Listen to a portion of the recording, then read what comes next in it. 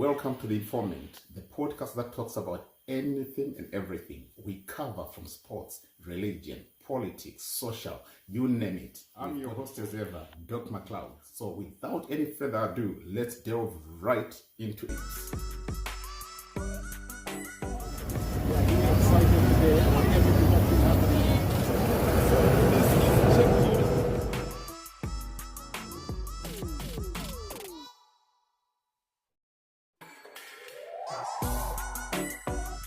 Good day, my beloved brethren. I hope I find you well wherever you are. Right, songs have been composed. People have spoken. I'm still waiting to hear from one or two other important players so that I put together everything that I would want people to understand pertaining the current situation.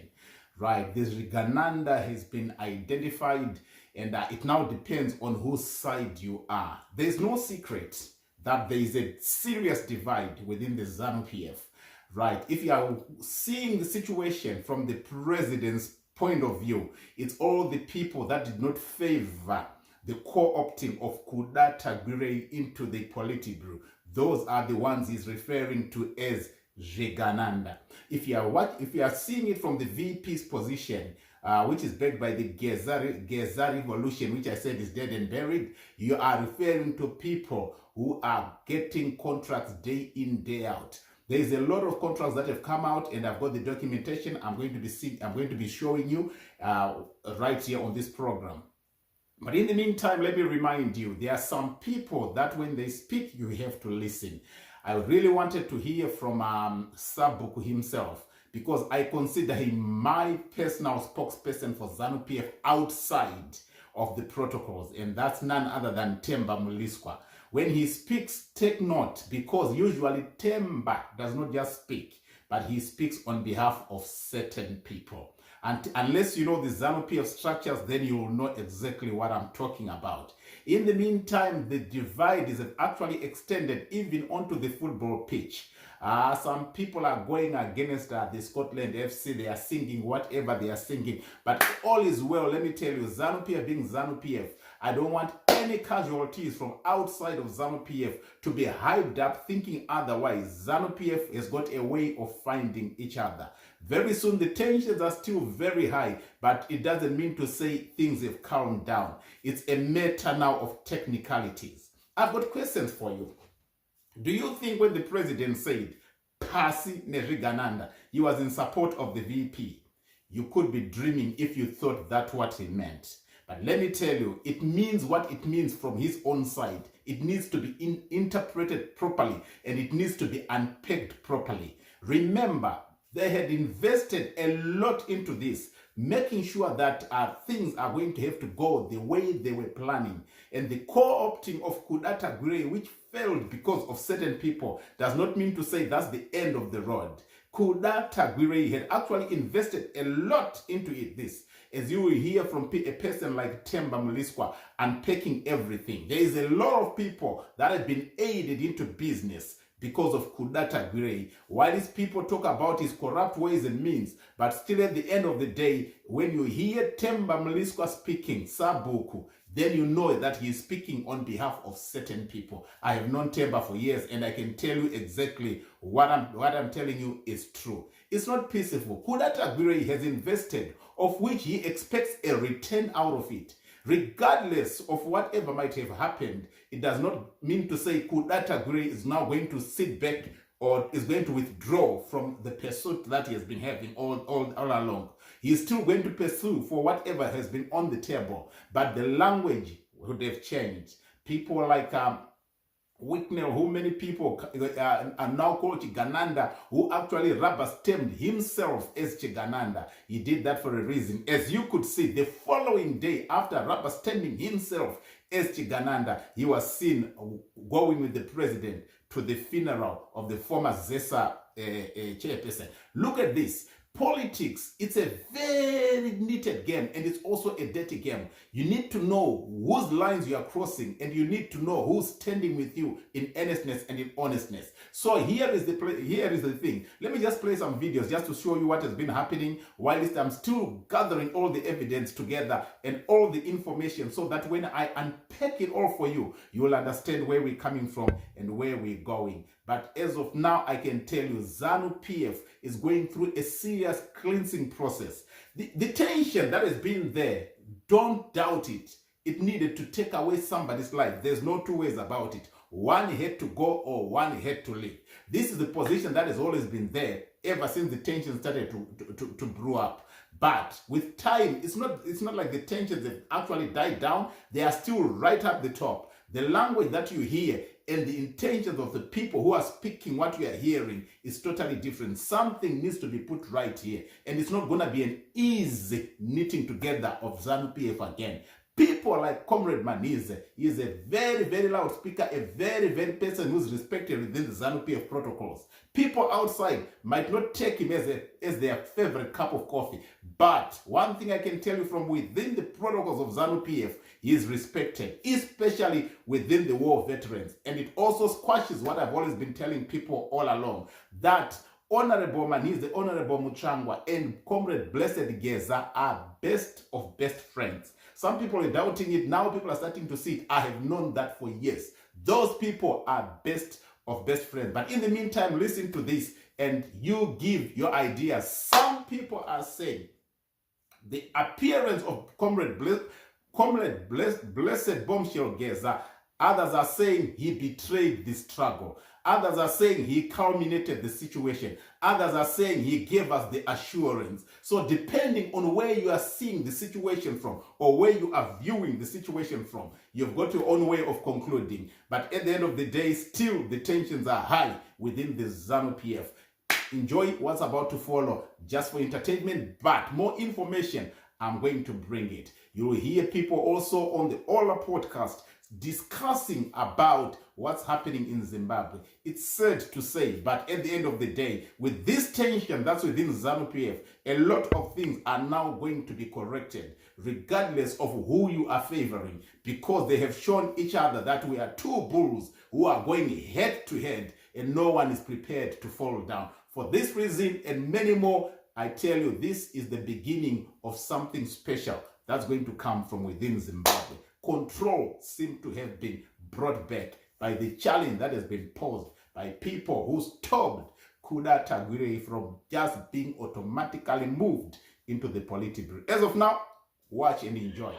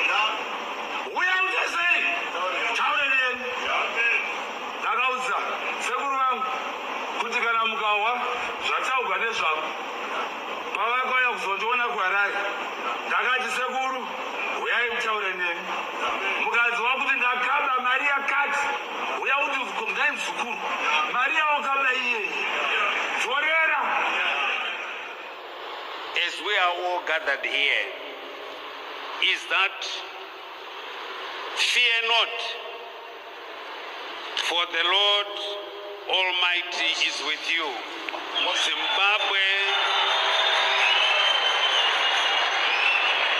Zimbabwe will not die. Zimbabwe will not collapse.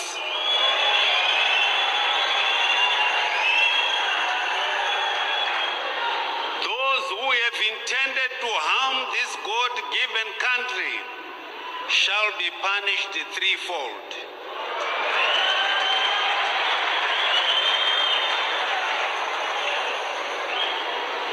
So, we are breathing and we will continue to breathe.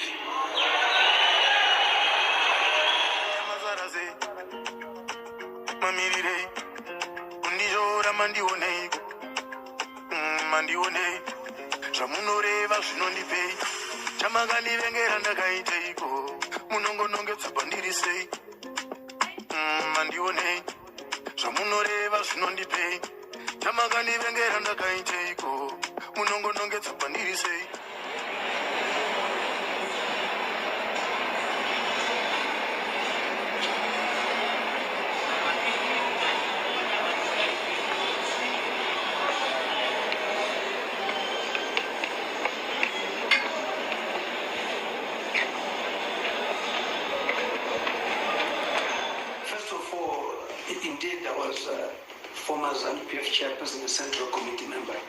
I was also the DCC chairman. All the people are elected by various organs in the party which are there. And once elected, when a position is vacant because of some reason, you are allowed to co-opt, and the particular organ is allowed to co-opt at the end of the day. What I'm saying to you, for example, when I was provincial chairman, let's say we need to co-opt exposition, Secretary for Finance, because he's probably been promoted to some department or somehow incapacitated. You co-opt them, the very same area that he's coming from, because it's about representation, equitable distribution of power. That very same organ co-opts that person and chooses that person. They are not imposed. So once the decision is made, I cannot, as chairman of the province, accept that co-option and then say, no, we need to ratify it. No, the province cannot ratify another provincial member. The central committee cannot ratify another central committee member, because all of them came through the same process. They were elected by the people. If there's anything, you welcome that member. You welcome that member, because at no point should there be a gap in the structure, because that very same area is not represented. That's the key issue. So the co-option has got to be done as soon as possible. There's no way in the constitution which says ZANU PF Central Committee must ratify another central committee member.